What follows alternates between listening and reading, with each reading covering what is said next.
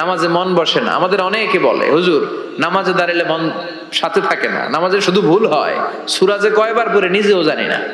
এরকম আছে না নাই? এদিকে ওদিকে চলে যায়। এখন মনটারে কিভাবে আপনি এক জায়গায় আনবেন, কনসেন্ট্রেট করবেন কিভাবে? বিশ্বনবী একবার মসজিদে ঢুকে দেখলেন এক সাহাবী নামাজ পড়তেছে, আল্লাহু আকবার, নামাজের মধ্যে এরকম করতেছে। এরকম করে না অনেকে? নামাজের পরে দাড়িও টানে, দাড়িও চুলকে, আছে না নাই?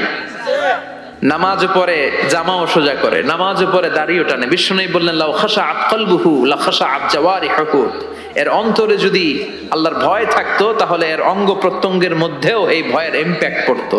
এই সাহাবীর অন্তরে আল্লাহর ভয় নাই, খুশু নাই, এজন্য হাতে পায়ের মধ্যেও খুশু নাই, হাত একবার এদিকে নড়ে আরেকবার ওদিকে নড়ে। আমাদের এরকম সমস্যা আছে না নাই? নামাজে মনোযোগায়ন কিভাবে করবেন, 5টা টিপস খেয়াল করে রাখেন। ইমানদারেরা যখন নামাজের মুসল্লায় দাঁড়ায়, দিন দুনিয়ার হুঁশ তাদের থাকে না, তাদের অন্তরটা চলে যায় আল্লাহর আরশের দিকে, ঠিক কিনা? বিশ্বনবী বলতেন আনতা আবুদাল্লাহা কান্নাকা তারাহু, এমন ভাবে নামাজ পড়ো যেন তুমি আল্লাহরে দেখছো। ফাইন লাম তাকুন তারাহু ফাইন্নাহু ইয়ারাক, এটা যদি মনে করতে কষ্ট হয় অন্তত এটা ভাবো যে আল্লাহ তোমায় দেখছে, ঠিক কিনা? নামাজে যখন দাঁড়াবেন ভাববেন আমি আল্লাহরে দেখতেছি। এটা ভাবা অনেক কঠিন, এটা জানা চেনা লোকেরা পারে না। যদি না পারেন তাহলে অন্তত এটা ভাবেন যে আল্লাহ আপনারে দেখতেছে, আল্লাহ ইজ ওয়াচিং মি, আল্লাহ আমাকে দেখছে। তো আমি আল্লাহরে দেখতেছি আর আল্লাহ আমারে দেখতেছে। সুফিরা এটারে 2টা ক্লাস করছে, একটার নাম দিছে মুশাহাদা আর একটার নাম দিছে মুরাকাবা। মুশাহাদা মানে আমি নিজে দেখি, আর মুরাকাবা মানে আমি দেখি না, আমারে দেখে কে? কেউ যেটা দেখে না দেখে কে? কেউ যেটা শোনে না শোনে কে? আল্লাহ আপনারে দেখতেছে। নামাজের মুসল্লা এই চিন্তাটা করলে খুশু খুদু বাড়ায় দিবে কে? খুশু মানে ভয়। কার ভয়? কথা বলেন। যাদের হৃদয়ে আছে আল্লাহর ভয় তারা কবু পথ ভুলে যায় না।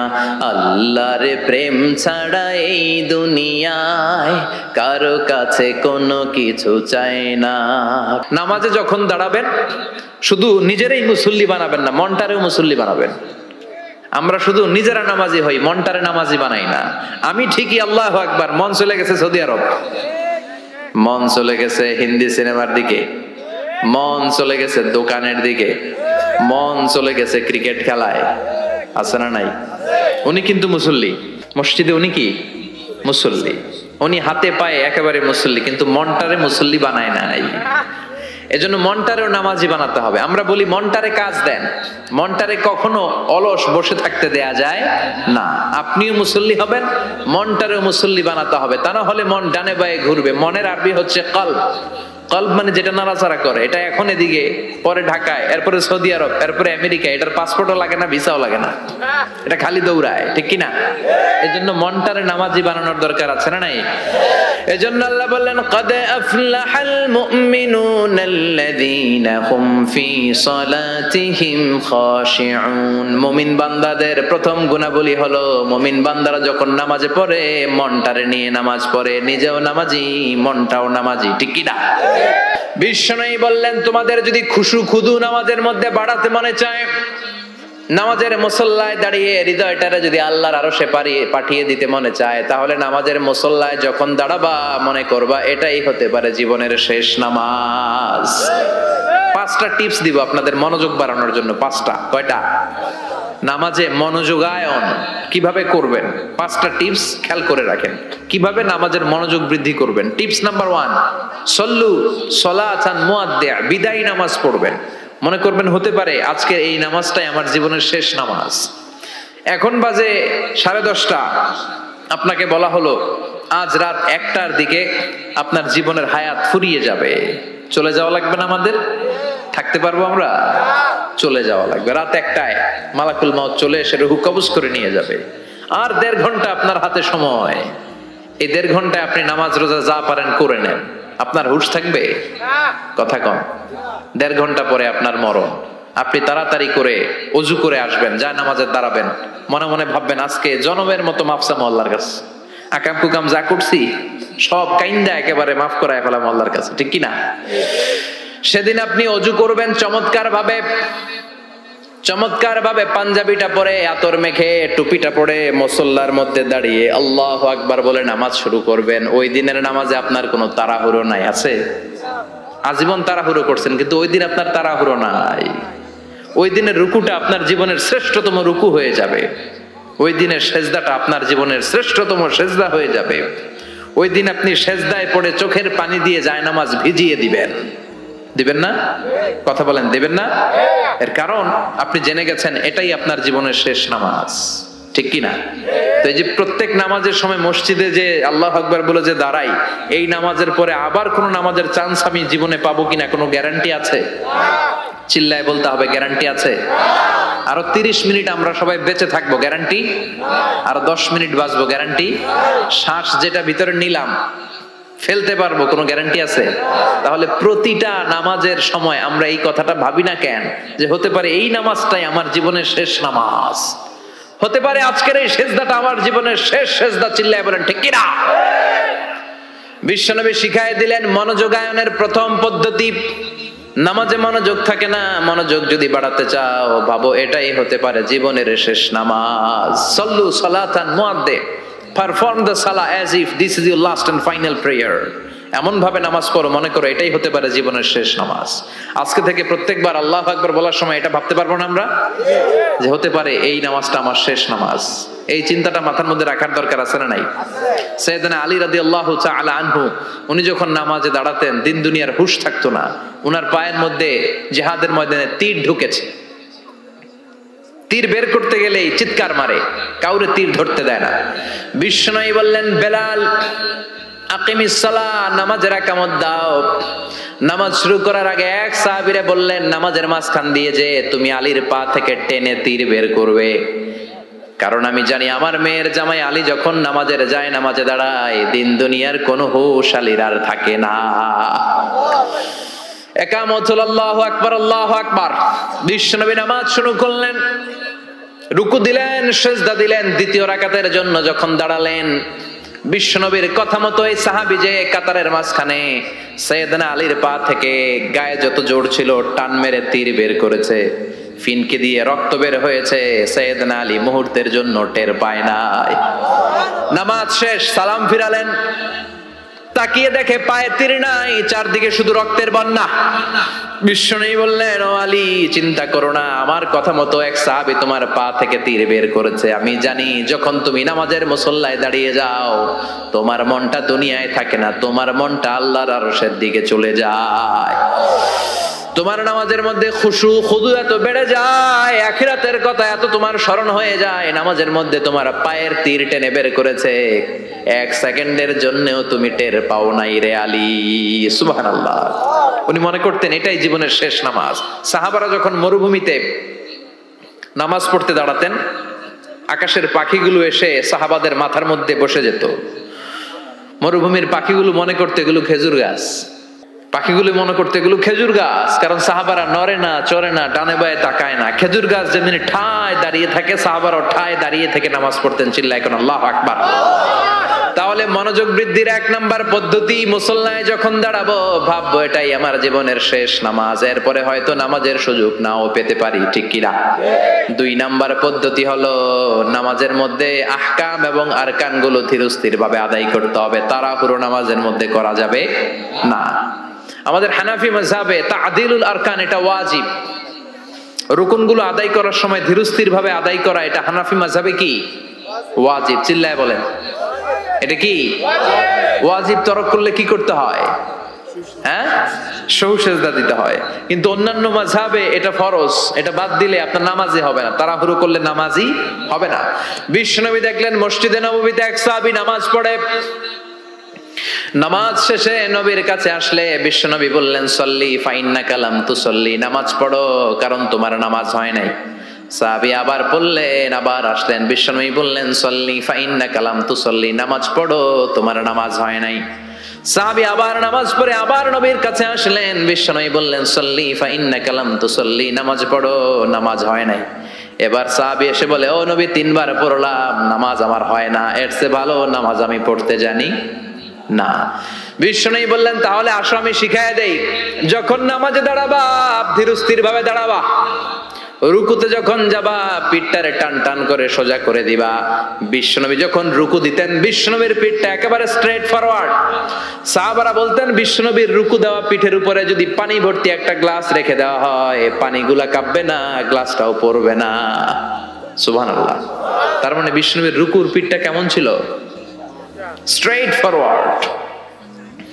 বিশ্বনবী বলেন রুকু থেকে দাঁড়াবা ধীরস্থির ভাবে দাঁড়াও, আবার সেজদায় গেলে ধীরস্থির ভাবে যাও। আমাদের দেশে অনেকে রুকু থেকে কোন রকম মাথাটা তুলে আবার সেজদায় দৌড় মারে। দুই সেজদার মাঝখানে ধীরস্থির ভাবে বসা হচ্ছে ওয়াজিব। অনেকে এক সেজদা থেকে কোন রকম মাথাটা একটু উপরের দিকে উঠিয়ে আরেক সেজদায় মুরগির মতো ঠোকর মারে। আবার অনেকে ইমাম সাহেবের আগে দৌড় মারে, আছে না নাই? ইমাম সাহেব সামি আল্লাহু লিমান হামিদা বলে দাঁড়াইছে, ওনার আর সহ্য হয় না, উনি আগে সেজদা দিবে কিন্তু ইমামের আগেও যাইতে পারে না, মাঝখানে যাই হ্যাং হয়ে থাকে, আছে না নাই?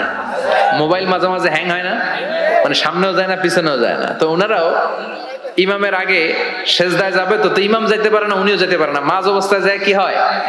হ্যাং। হ্যাং হইবেন আপনারা? হ্যাং হওয়া যাবে না। তাহলে মনোযোগ বাড়ানোর 2 নাম্বার পদ্ধতি হচ্ছে কি করবেন?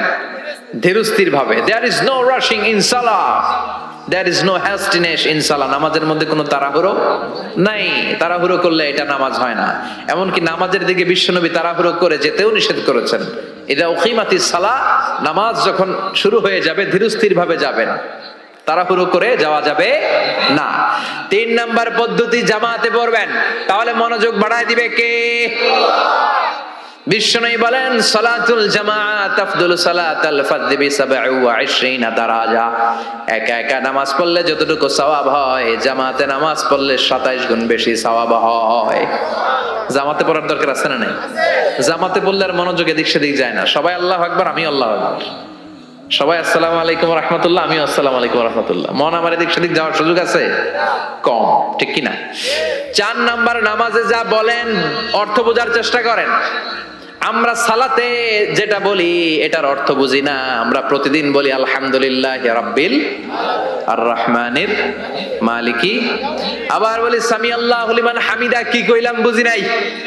সুবহান রাব্বিয়াল আলা মানে কি জানি না। আত-তাহিয়াত লিল্লাহি ওয়াস সালাওয়াত আত-তাইয়্যিবাত অর্থ কি জানি না। এজন্য সালাতে যা বলেন এটা বুঝে বুঝে বলার চেষ্টা করেন। অ্যাট লিস্ট সালাতে যেটা আপনি পড়েন এটার অর্থটা শিখার চেষ্টা করেন, তাহলে বললে হৃদয়ের মধ্যে টাচ লাগবে, অন্তরে দরদ লাগবে, চিৎকার করে বলেন ঠিক কি না। 5 নাম্বার পদ্ধতি, নামাজের মধ্যে যে সুন্নাত গুলো আছে সুন্নাত গুলো আদায় করবেন, তাহলে নামাজের মধ্যে মনোযোগ বাড়ায়া দিবে কে? হাত তোলা সুন্নাত তোলেন। রাফউল ইয়াদাইন যদি করেন, অভ্যাস যদি থাকে, বারবার হাত তোলা তুলেন, প্রতিবার তুললে 10টা করে সওয়াব। আমিন বলবেন, যে মসজিদে জোরে জোরে বলেন, আস্তে তো আস্তে বলেন, কিন্তু বইলেন, বলার দরকার আছে না নাই? বিশ্বনবী বললেন ইদা আম্মানাল ইমাম আমিনু, ইমাম যখন আমিন বলে তোমরাও আমিন বলো, কারণ তোমরাও যখন আমিন বলো ফেরেশতারাও আমিন বলে। তোমাদের আমিন ফেরেশতাদের আমিন যখন মিলে যায় তোমাদের জীবনের সব গুনাহ মাফ করে দেয় কে? এজন্য আমিন জোরে কোন বাস্তে কোন বলবেন, এটা ছাড়বেন না। তাশাহুদের মধ্যে আঙ্গুল তুলবেন, হয় নাড়াবেন নয় তুলে রাখবেন, এটা সুন্নাহ। আশাদ্দু আলা শাইতান মিনাল হাদিদ, শয়তানরে লোহা দিয়ে পিটাইলে যত কষ্ট পায় তাশাহুদে বসে এই আঙ্গুলটা নাড়ালে এর চেয়ে বেশি কষ্ট পায়। ঠিক সুবহানাল্লাহ কইবেন না? এজন্য মুরাআতুস সুনান, সুন্নাতগুলো মানার চেষ্টা করেন। সালাতে মনোযোগ বাড়ায় দিবে কে? তিরমিজিতে এবং মুসনাদে আহমদ ইবনে হাম্বলে হাদিসটা এসেছে, হাদিসের বর্ণনাকারী সাইয়েদনা ওমর ফারুক, তিনি বলেন আমরা বিশ্বনবীর পাশে বসে আছি, হঠাৎ দেখি মৌমাছির ভনভন ভনভন শব্দ, ডানে বায়ে আমরা মৌমাছি খুঁজতে লাগলাম, কিন্তু খুঁজে দেখি কোনো মৌমাছি নাই। সুবহানাল্লাহ পড়েন। ওমর ফারুক বলেন সাহাবাদের সাথে বিশ্বনবী একদিন বসা ছিলেন, আমরা হঠাৎ করে মৌমাছির আওয়াজ শুনতে পেলাম, ডানে বায়ে সামনে পেছনে খুঁজে দেখি কোথাও কোনো মৌমাছি নাই। আমার আর বুঝতে দেরি হলো না, তাহলে এটা মৌমাছি না, বিশ্বনবীর উপরে কোরআনের আয়াত নাজিল করছে কে? বিশ্বনবীর কাছে 7টা প্রক্রিয়ায় কোরআনের আয়াত নাজিল হতো। আমরা এই যে একটা কিতাবের ভেতরে কোরআন পেয়ে গেছি, কি সুন্দর 30 পারা। বিশ্বনবীর কাছে কি আল্লাহ তাআলা এইভাবে একটা কোরআন হাতে তুলে দিছিল? কথা কর। 23 বছরের লম্বা ডিউরেশনে 23 বছরের লম্বা সময়ে নাজমান নাজমান ইয়ানি কালিলান কালিলান, অল্প অল্প করে হাসবা হাওয়াইজিল বাশার, মানব জাতির প্রয়োজন অনুসারে কোনদিন 1 আয়াত, কোনদিন 10 আয়াত, কোনদিন 5 আয়াত, এভাবে করে করে 23 বছরের লম্বা জিন্দেগিতে আল্লাহ পুরো কোরআনটা বিশ্বনবীর উপর নাজিল করেছে। বিশ্বনবীর কাছে যে কোরআন নাজিল হতো এগুলোর অনেকগুলো প্রক্রিয়া আছে, সহিহ হাদিসে এসেছে অনেকগুলো প্রক্রিয়া পাওয়া যায়। 1 নাম্বার প্রক্রিয়া মিসলা সালসালাতিল জারাস, ঘন্টার ধ্বনির মতো বিশ্বনবীর কাছে কোরআন পাঠাতো কে? হাই স্কুলে বা প্রাইমারি স্কুলে ছুটির সময় দপ্তরি ঘন্টা বাজায় না? ঘন্টা বাজালে কি হয়? আওয়াজ হয়। বিশ্বনবী বলেন ঘন্টার ধ্বনির মতো বিকট আওয়াজে রব্বুল আলামিন আমার কাছে কোরআন পাঠাতো। এই পদ্ধতিতে বিশ্বনবীর কাছে যখন কোরআন আসতো, প্রচন্ড শীতের রাতে বিশ্বনবী ঘামতে ঘামতে হয়রান হয়ে যেতেন। সুবহানাল্লাহ, কি মজার কোরআন আমরা পাইছি, খুলি আর পড়ি। বিশ্বনবী এই কোরআনকে রিসিভ করতে কত কষ্ট করেছেন, শীতের রাতে, কনকনে শীতের রাতে এই কোরআনকে রিসিভ করতে যে উনি ঘেমে একাকার হয়ে যেতেন। এই হলো একটা প্রক্রিয়া, ঘন্টার মতো কোরআন আসতো। 2 নাম্বার প্রক্রিয়া মিন ওয়ারাইল হিজাব, পর্দার অন্তরাল থেকে আল্লাহ নিজেই কোরআন পাঠিয়ে দিতেন। বিশ্বনবী আল্লাহরে সরাসরি দেখে নাই, মেরাজের রাতে যখন আল্লাহর দিদারের জন্য গিয়েছিলেন কথা শুনেছেন কিন্তু দেখে নাই। দুনিয়ার বুকে থেকে আল্লাহরে দেখা যাবে? জান্নাতে না ঢুকে আল্লাহরে দেখা যাবে নাকি? কথা বলেন। আল্লাহর সৌন্দর্য দেখার মতো কোয়ালিটি আমাদের আছে? আল্লাহর চেয়ে সুন্দর কেউ আছে? দুনিয়া সুন্দর, মানুষ সুন্দর, আসমান সুন্দর, জমিন সুন্দর, সুন্দরে সুন্দরে পাল্লা, জানি না কত সুন্দর তুমি আল্লাহ, জানি না কত সুন্দর তুমি আল্লাহ। সুবহানাল্লাহ পড়েন। মেরাজের রাতে আল্লাহর দেখেন নাই, পর্দার এপাশ থেকে আল্লাহ কথা বলে আর নবী শুনে, নবী কথা বলে আল্লাহ শুনে। সুবহানাল্লাহ। এই পর্দার ওই পাশ থেকে সরাসরি আল্লাহ ওহী করেছেন, বিশ্বনবী রিসিভ করেছেন। গেল 2 পদ্ধতি। 3 নাম্বার ফিল মানাম, স্বপ্নে বিশ্বনবীর কাছে ওহী পাঠিয়ে দেয়া হয়েছে, কিন্তু কোরআনের কোন আয়াত এই স্বপ্নের পদ্ধতিতে আসে নাই, সব জাগ্রত অবস্থায় এসেছে। সুবহানাল্লাহ পড়েন। এরপরে সাইয়েদনা জিব্রাইল মাঝে মাঝে নিজের সূরতে ওহী নিয়ে আসতেন। 2 বার বিশ্বনবী সাইয়েদনা জিব্রাইলকে নিজের সূরতে দেখেছিলেন। 1 দেখেছিলেন হেরা গুহায়, 2 দেখেছিলেন সিদরাতুল মুনতাহায়। সাইয়েদনা জিব্রাইলের সূরতে যখন সাইয়েদনা জিব্রাইল কোরআন নিয়ে আসতেন তখনও বিশ্বনবী ভয় পেয়ে যেত। আল্লাহু আকবার। এরপরে আরেকটা পদ্ধতি হচ্ছে বিসূরাতিন নাস ইয়াতামাসসালু লাহু আল মালাকু রাজুলান। সাইয়েদনা জিব্রাইল ওনার নিজের সূরাতে আসতো না, মানুষের সূরাতে আসতো। বিশ্বনবী বলতেন এইভাবে কোরআন আসলে আমার রিসিভ করতে খুব আরাম লাগতো, কারণ মানুষ দেখা যাইতেছে, মানুষ কয় আর মানুষ শুনে, রিসিভ করতে বড় মজা। চিল্লায় কোন সুবহানাল্লাহ। এরপরে আরেকটা পদ্ধতি হচ্ছে মিসলা দাওয়িয়া সাউতিন নাহাল, মৌমাছির গুনগুন শব্দের মতো চারদিকে ভনভন ভনভন গুনগুন গুনগুন শব্দ শোনা যায়, আসলে গুনগুন না, কোরআন নাজিল করে কে? সাইয়েদনা ওমর ফারুক বললেন হঠাৎ আমরা ভনভন শব্দ দেখতে পেলাম, তাকিয়ে দেখি কোনো মৌমাছি নাই। হঠাৎ দেখলাম বিশ্বনবী আমাদের দিক থেকে চেহারাটা ঘুরিয়ে কাবার দিকে করলেন। হঠাৎ কিছুক্ষণ বিশ্বনবী একা একা মনোযোগী হয়ে কি যেন নিলেন, তারপরে আবার আমাদের দিকে মুচকি হেসে বললেন ও সাহাবীরা শোনো, এইমাত্র কোরআনের 10টা আয়াত আল্লাহ আমার উপর নাজিল করেছে। আরে 10টা আয়াতের মধ্যে রব্বুল আলামিন মুমিনদের 7টা গুণাবলীর বর্ণনা দিয়েছে। কোন মুমিন যদি এই 7টা গুণ নিজের মধ্যে ধারণ করতে পারে, রব্বুল আলামিন ওই ব্যক্তিকে জান্নাতের মালিক বানায়া দিবে। আল্লাহু আকবার। কত নেয়ামত, কত অপরচুনিটি, কত প্রিভিলেজ আল্লাহ আমাদেরকে দিয়েছেন নিজেদেরকে সম্মানিত করার। ইযা সাআলতা ফাসআলিল্লাহ ওয়া ইযা ইসতাআনতা ফাসতাইন বিল্লাহ। কিছু চাইতে মনে চায় আল্লাহর কাছে চাও, সাহায্যের দরকার হয় আল্লাহর কাছে সাহায্য চাও। আমাদের এখন কিছু হইলেই, বিপদে পড়লেই আমরা সবার আগে ফেসবুকে শেয়ার দেই, ঠিক কি না? বিপদ একটা হইছে, শেয়ার দেই কোথায়? ফেসবুকে না, আগে শেয়ার করবেন আল্লাহর কাছে। কার কাছে? কথা বলেন, শেয়ার করব কার কাছে? বন্ধুর কাছে শেয়ার করার আগে, স্ত্রীর কাছে শেয়ার করার আগে, কারো কাছে শেয়ার করার আগে শেয়ার করব যার কাছে তিনি কে? কারণ তিনিই পারেন আপনাকে বিপদ মুক্ত করতে। তিনি ছাড়া পৃথিবীর কোনো শক্তি আপনার কোনো উপকারও করতে পারে না, কোনো ক্ষতিও করতে পারে। এজন্য বিষ্ণু বলতেন ইদা সাআলতা ফাসআলিল্লাহ, যখন চাইতে মনে চায় আল্লাহর কাছে চাও, যখন সাহায্যের দরকার হয় আল্লাহর কাছে সাহায্য চাও। বিশ্বনবী নিজেও বিপদে পড়লে সাহায্য চাইতেন কার কাছে? আল্লাহর ওয়ালিরা বিপদে পড়লে সাহায্য চায় কার কাছে? তো আমরাও চাবো কার কাছে? এমনকি বিশ্বনবীর কাছেও সাহায্য চাওয়া যাবে না। বিশ্বনবীর মাকবারার সামনে আমরা মসজিদ নববীতে যখন সালাত পড়ে ওনার কবরের সামনে দাঁড়িয়ে যখন সালাম দেই, তখন বিশ্বনবীর কাছে কিছু চাওয়া যায় না। আল মাইয়িতু ফিল কবর কাল গরীকু ফিল বাহর। সাঁতার না জানা ব্যক্তি সাগরে পড়লে যেরকম অসহায়, মানুষ মরে গেলে এরকম অসহায়। সে আপনারে কিছু করতে পারে না। আপনি বরং তাকে দোয়া করে তার রুহে আপনি সওয়াব পৌঁছে দিয়ে আসবেন, তার জন্য ক্ষমা চাইবেন, ইস্তেগফার করবেন, কিন্তু তার কাছে কিছু চাওয়া যাবে? দয়াল বাবা আপনার দয়া করতে পারে না, দয়া করতে পারে কে? এজন্য জীবনের যে কোনো মুহূর্তে, যে কোনো পরিস্থিতিতে, সিচুয়েশনেই আমরা থাকি না কেন, আমরা সাহায্য চাইবে একজনের কাছে, চিল্লায় বলতে হবে তিনি কে? হাদিসে কুদসিতে আল্লাহ বলেন, লাউ আন্না আউওয়ালাকুম ওয়া আখিরাকুম ইনসাকুম ওয়া জিন্নাকুম, পৃথিবীর সব মানুষগুলো, সব জিনগুলো, সাইয়েদনা আদম থেকে শুরু করে up to the day of judgement, কিয়ামত পর্যন্ত যারা এসেছিল, যারা আছে, যারা আসবে, সবাই যদি একটা ময়দানে দাঁড়িয়ে যায় আর দাঁড়িয়ে যদি আল্লাহর কাছে চাইতে থাকে, আল্লাহ এটা দাও, গাড়ি দাও, বাড়ি দাও, নারী দাও, সম্মান দাও, একটার পর একটা যদি আল্লাহর কাছে চাইতে থাকে, আর আল্লাহ তাআলা যদি তাদের সব চাহিদা পূরণ করে দেয়, সবও যদি দিয়ে দেয়, আল্লাহ বলে আমার ভান্ডারের 1 ইঞ্চিও কমবে না। তো যার ধন ভান্ডার এত বিশাল, তাকে রেখে দিয়ে আমরা অন্য জায়গায় চাবো কেন? কথা বুঝতে পেরেছেন? এটার নাম হচ্ছে তাওহীদ। মানে আমাদের সবকিছু এক কেন্দ্রিক হবে। আমাদের চাওয়া পাওয়া, বাসনা, যন্ত্রণা, আকাঙ্ক্ষা সবকিছু আমরা কার কাছে বলবো? এটার নাম তাওহীদ। এটার নাম কি?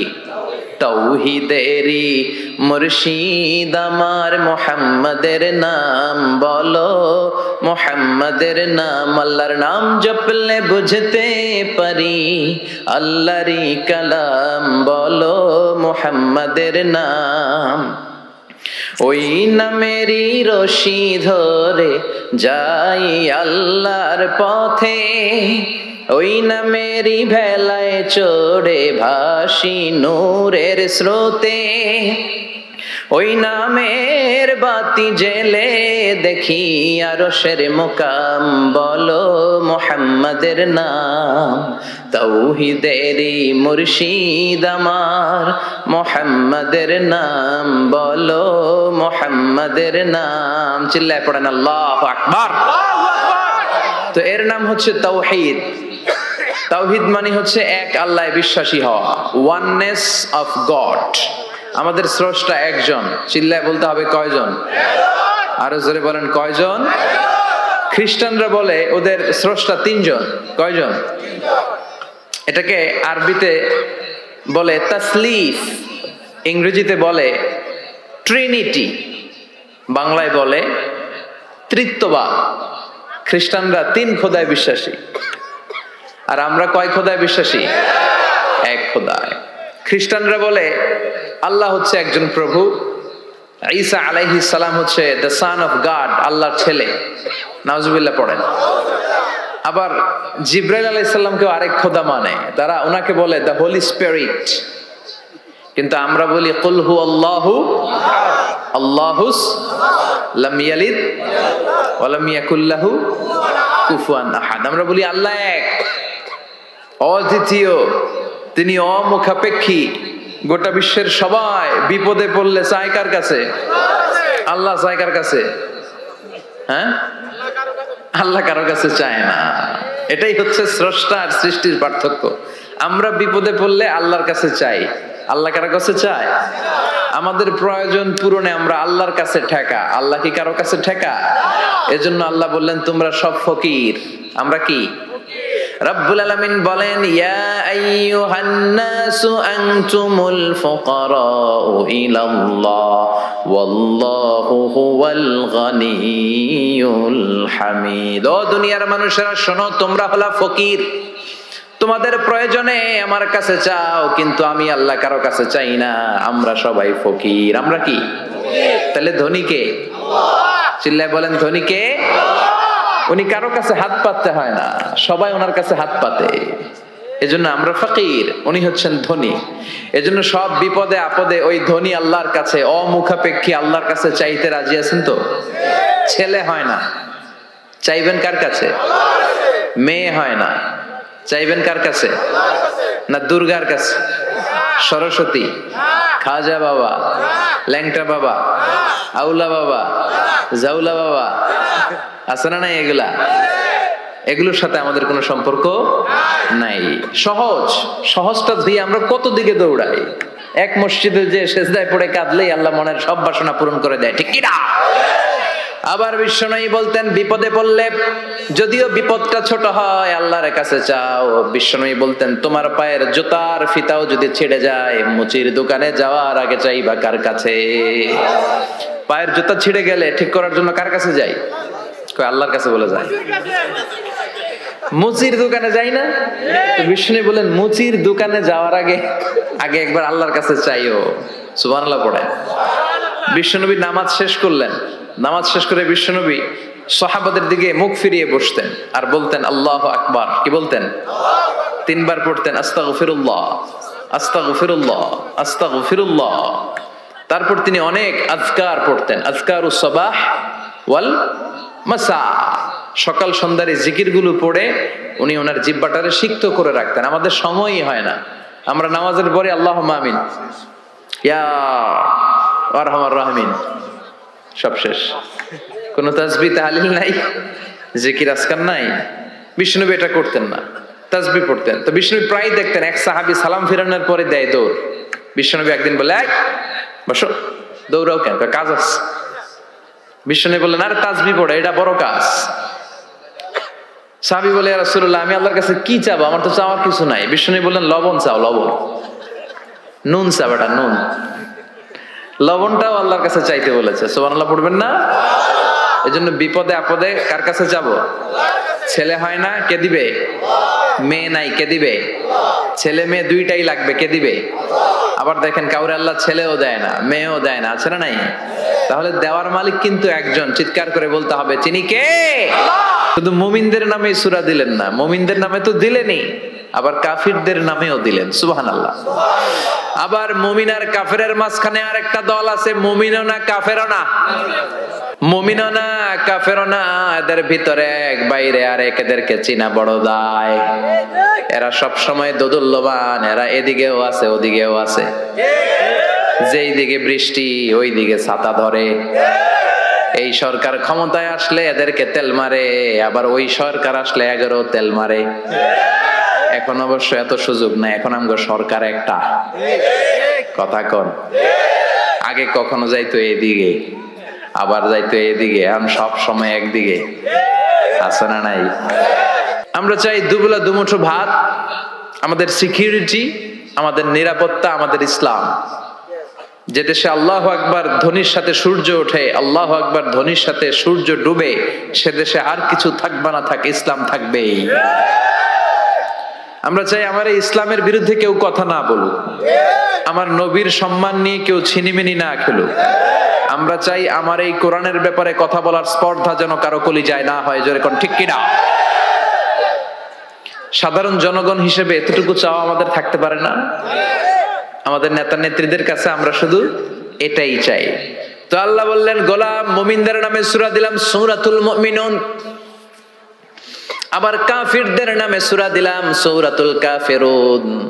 আবার মাঝামাঝি একটা দল আছে, এরা মুমিন না, এরা কাফির না, এরা মুযাবযাবিন। এরা দুই নৌকায় পাড়া দিলে যে অবস্থা হয়, তাদের অবস্থা ওই রকম।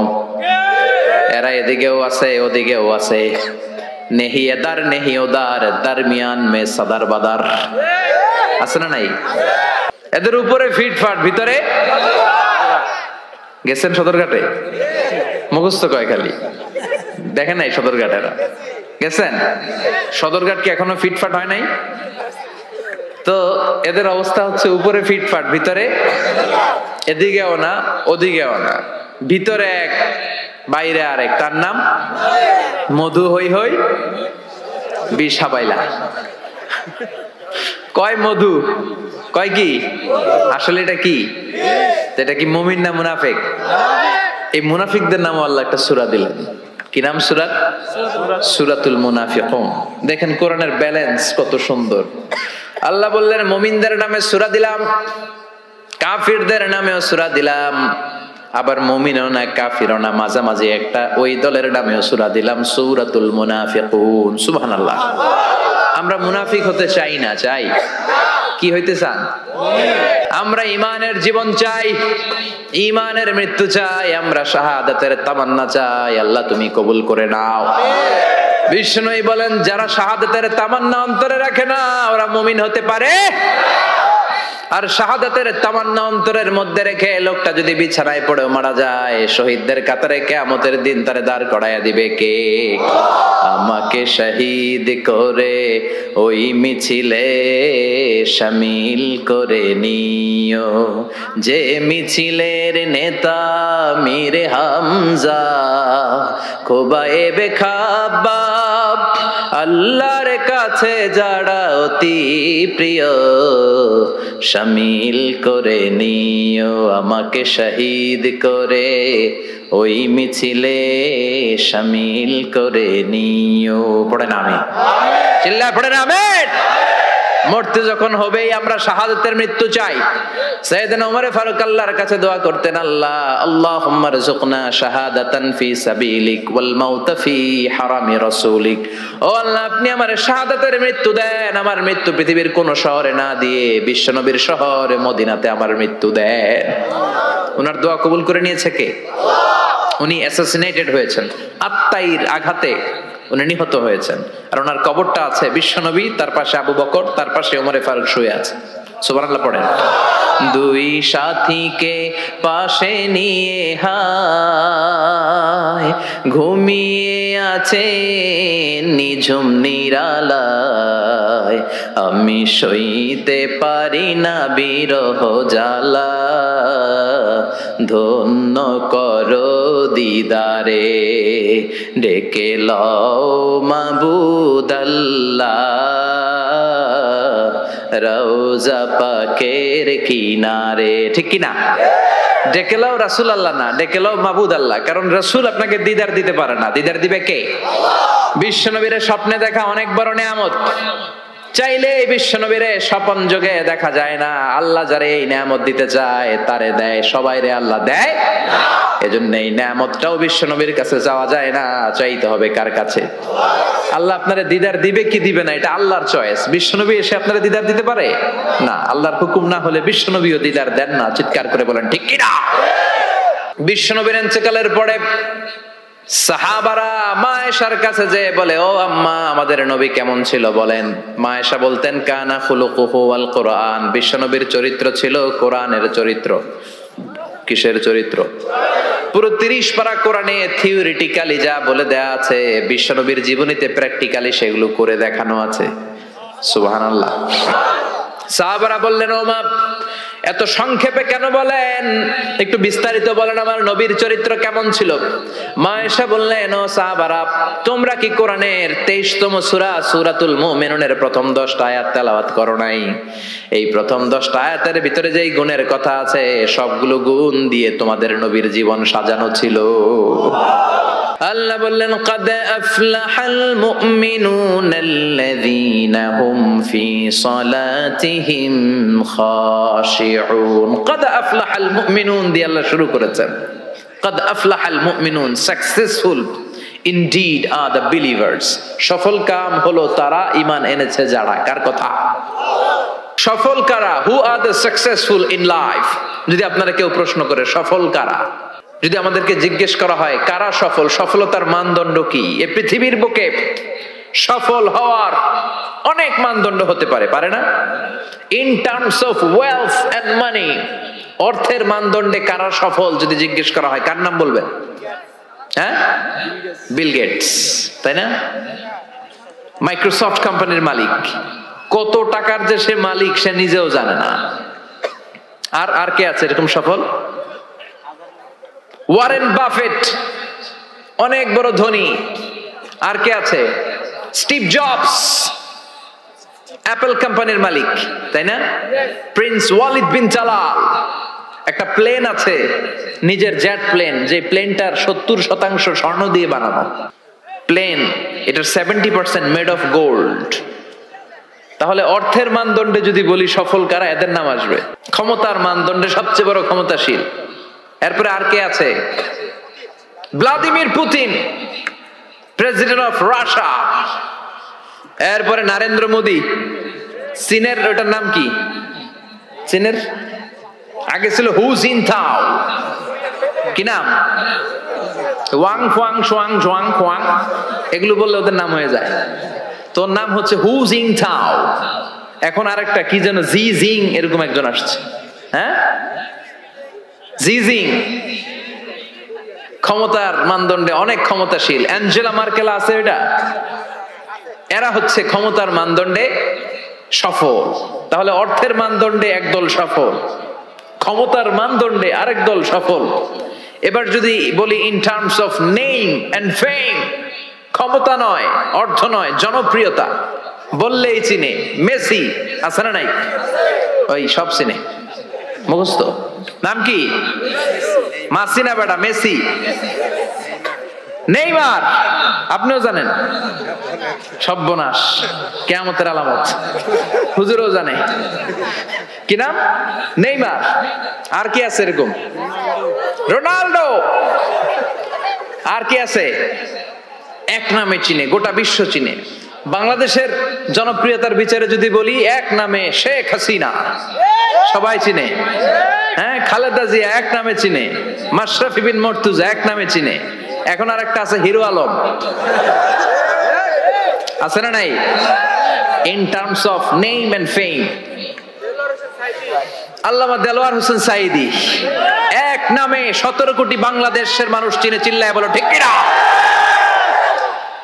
এটা হচ্ছে in terms of name and fame, খ্যাতি, যশ, জনপ্রিয়তা।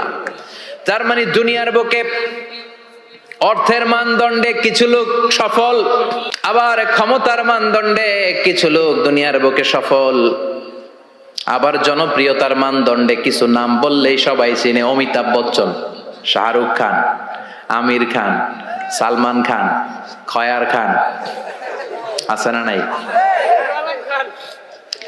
তো অর্থের মানদণ্ডে কেউ সেরা সফল, ক্ষমতার মানদণ্ডে কেউ সফল, জনপ্রিয়তার মানদণ্ডে সফল। আল্লাহ বলে আমার কাছে এগুলা মানদণ্ড না।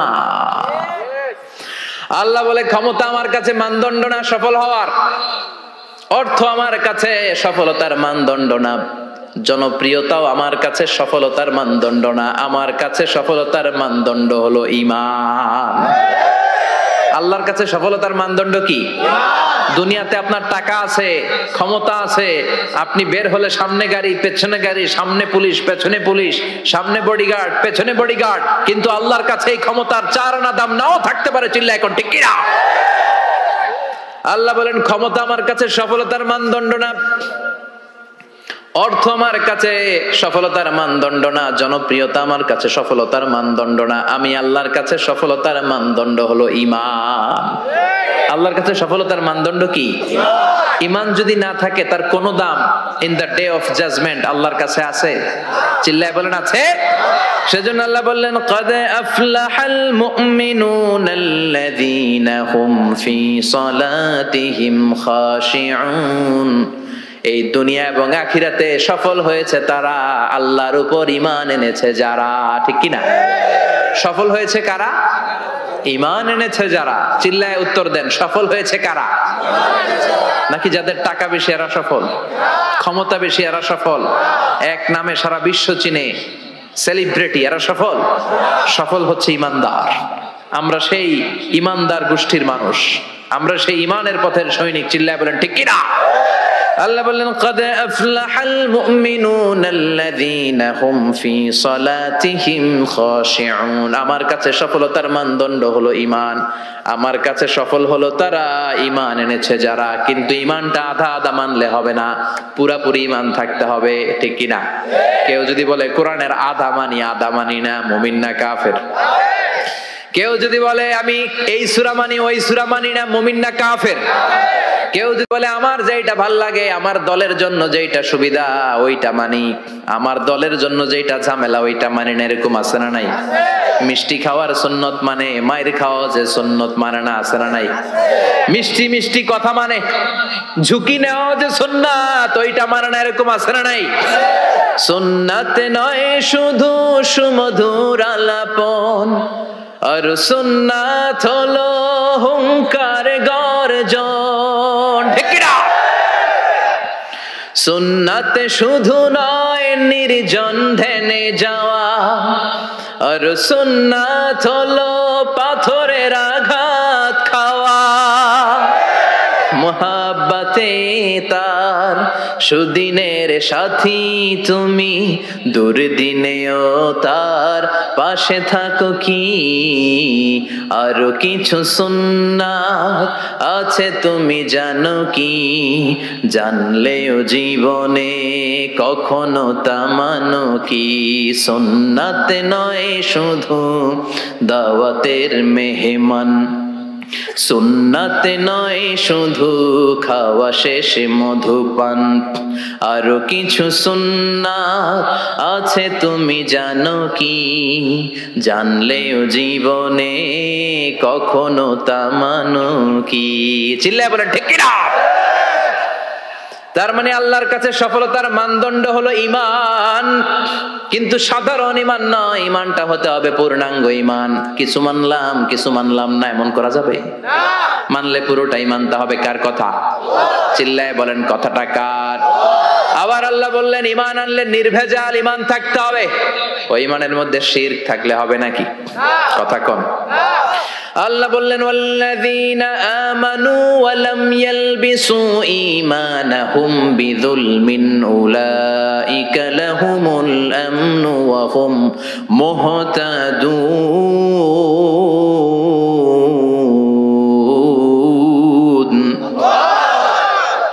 ঈমান আনার পরে ঈমানের সাথে যদি শিরকে তোমরা না মিলাও, তখন তোমাদের ঈমানটা নির্ভেজাল ঈমান হবে। তখন দুনিয়ার জীবনে তোমাদেরকে নিরাপত্তা দিবে কে? আবার হেদায়েত দিয়ে তোমাদেরকে ধন্য করবে কে? তার মানে ঈমান হতে হবে নির্ভেজাল। ঈমানের মধ্যে শিরক থাকলে হবে? কথা কন। আল্লাহ সব মাফ করে, শিরক মাফ করে? করে না। আপনি কিয়ামতের দিন পাহাড় পরিমাণ গুনাহ নিয়ে আল্লাহর সামনে হাজির হয়েছেন, কিন্তু ওই গুনার মধ্যে শিরকের গুনাহ নাই। আল্লাহ বললেন তাহলে আমি পাহাড় পরিমাণ দয়া নিয়ে তোর কাছে হাজির হয়ে যাব। আবার আমরা যখন নামাজে দাঁড়াই, আল্লাহ বললেন ওযু করলি ভালো কথা, মসজিদে ঢুকলি ভালো কথা, নামাজের কাতারেও দাঁড়ালি ভালো কথা, কিন্তু আগে বল শিরকের সাথে সম্পর্ক আছে নাকি? আমরা বলি ওয়াজ্জাহাতু ওয়াজহিয়া লিল্লাযী ফাতারাস সামাওয়াতি ওয়াল আরদা হানিফাও ওয়া মা আনা মিনাল মুশরিকিন। আমরা নামাজের শুরুতে ঘোষণা দেই আল্লাহ ওমা আনা মিনাল মুশরিকিন। আল্লাহ আমরা শিরক করি না, শিরকের সাথে আমাদের কোনো সম্পর্ক। আবার যখন হজ করতে যাই, লক্ষ লক্ষ হাজী সাহেবান আরাফাতের ময়দানে কাঁদে, আল্লাহর কাছে ডাকে, আল্লাহরে ডাকতে থাকে। আল্লাহ বলে ডাকাডাকি পরে কর, হজ পরে কর, আগে বল শিরক করস নাকি। তখন সবাই ঘোষণা দেয় লাব্বাইক আল্লাহুম্মা লাব্বাইক, লাব্বাইক লা শারীকা লাক লাব্বাইক। আল্লাহ আপনার সাথে শরীক করি না, এই ঘোষণা দেওয়ার পরে এরপরে হজ কবুল হয়, এরপরে সালাত কবুল হয়। তাহলে ঈমান হতে হলে এটা নির্ভেজাল ঈমান হতে হবে। ওই ঈমানের সাথে শিরকের কোনো ছোঁয়া, কোনো ছিটে ফোঁটা সেখানে থাকতে পারবে। আল্লাহ বলে ঈমান যদি নির্ভেজাল হয় আর যদি ঈমানটা পাকাপোক্ত হয়, তাহলে তোমাদের সাহায্যের জন্য গায়েবী মদদ আমি পাঠিয়ে দেব। সুবহানাল্লাহ। ওয়ালা তাহিনু ওয়ালা তাহজানু ওয়া আনতুমুল আ'লাউনা ইন কুনতুম মুমিনিন। ভয় নাই, বিপদ নাই, চিন্তা নাই। ঈমানদারের মতো যদি ঈমানদার হও, ঈমানটা যদি ওই রকম হয়, তাহলে কোনো চিন্তা নাই, আমি আল্লাহর সাহায্য তোমাদের সাথে আছে না নাই? নবীদের ঈমান ছিল সেই রকম ঈমান, ঈমানের মতো ঈমান, ঠিক কি না? নবী মুসার মতো ঈমান হলে রাস্তা হবে সাগর জলে। নবী ইউসুফের মতো ঈমান হলে একে একে দরজা খুলে।